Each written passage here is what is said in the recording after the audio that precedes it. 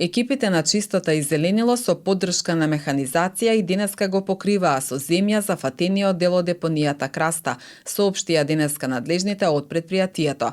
На депонијата вчера се забележуваше и пламен кој беше видлив од повисоките локации од Куманово. Зафатен е горниот дел од депонијата од платформата. Поради силниот ветар, поголемиот дел од депонијата беше зафатена од огин и во текот на вчерашниот ден веднаш пристапија со интервенција екипите на јавното предпријатие, при што асистираше и противпожарната бригада. Меѓутоа, знаете, за жал, вода не ја гаси самата депонија, бидејќи претежно горат гасовите кои што се наоѓаат во неа и потребно е санирање и нанесување на количини на земја. Поради силниот чад од ветерот, во текот на вчерашниот ден екипите на јавното предпријатие не можеа да интервенираат и да нанесуваат земја.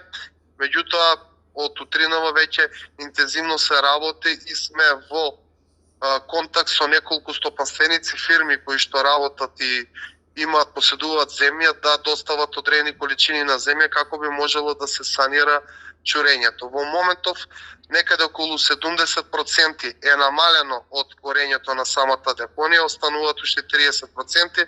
Се надеваме дека во текот на денот ќе ги санираме и останатите 30%. Се работи за еден непристапечен дел на горниот дел од самата платформа, каде што земјата е многу мека и е многу ризично за работа и за санација на истата.